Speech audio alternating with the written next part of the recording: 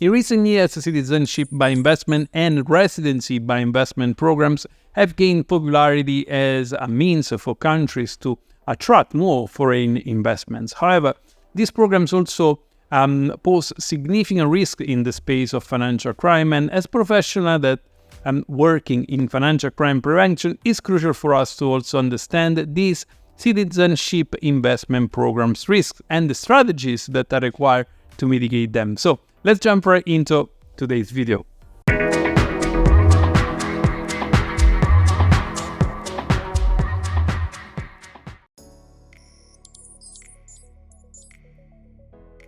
At the end of 2023, FATF and the OECD released a report that was titled Misuse of Citizenship and Residency by Investment Program, which I found personally very interesting. So today's focus will be on citizenship investment programs risk. Those programs are attractive for both host countries and investors, of course. So for countries, they generate revenue and stimulate the economic growth, and for investors, they offer benefits like mobility, tax planning, more security, and so on. However, the inherent risk of these programs, it cannot be overlooked. They can be exploited for money laundering, for tax evasion, and by politically exposed persons to conceal also the funds or even evade economic sanctions. So we will cover in a minute those citizenship investment programs risks in more details, but before we do that, let's learn about the key differences between citizenship by investment and residency by investment programs.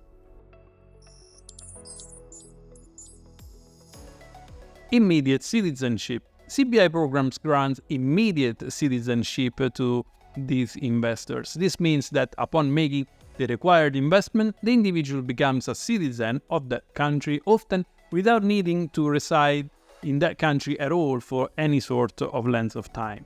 There will be passport rights. With citizenship comes the right to a passport from that country. This can offer benefits such as visa-free travel to various countries, depending, of course, on the strength of that passport. Voting rights and other benefits. As citizens, investors are typically entitled to all the rights and privileges of natural-born citizens, including voting rights and access to healthcare and education. Then there is the no requirement to reside. So many CBI programs do not require the investor to reside in the country either before or after obtaining the citizenship.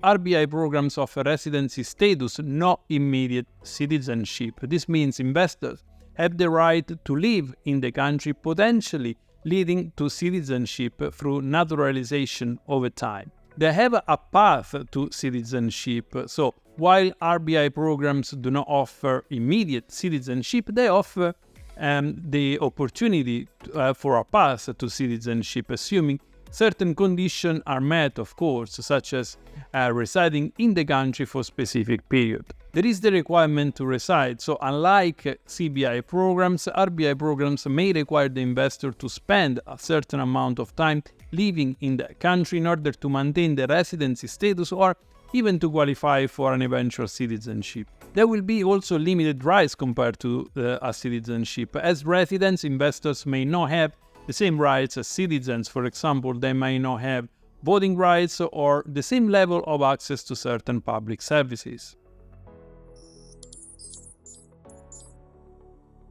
As I mentioned earlier, while they are offering significant benefits, the citizenship by investment and residency by investment programs are also exposed to various forms of financial crime.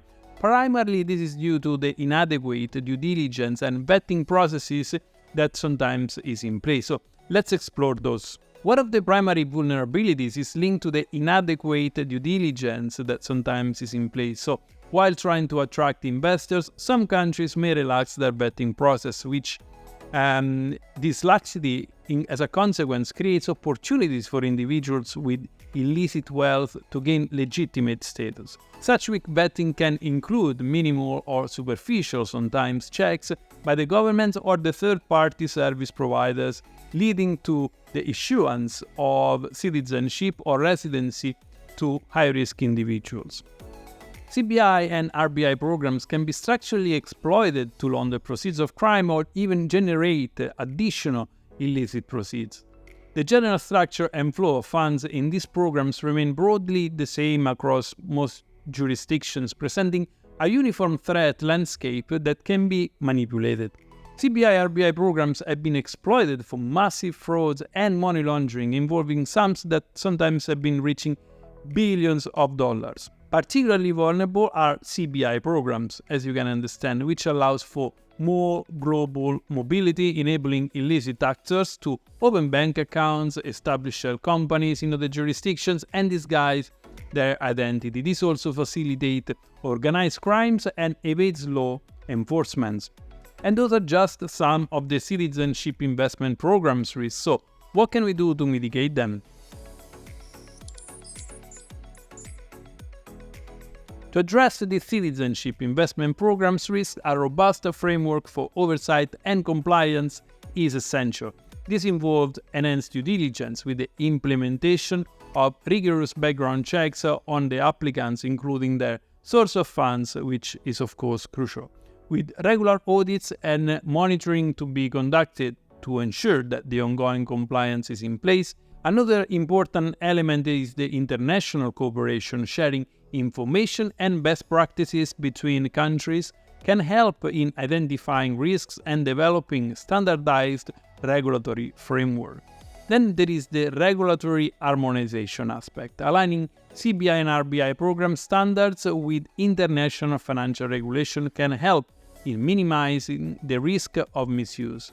Lastly, training and awareness. So financial professionals should be well equipped with the knowledge about the risks associated with this program. So regular training and updates on international compliance standards are, of course, necessary.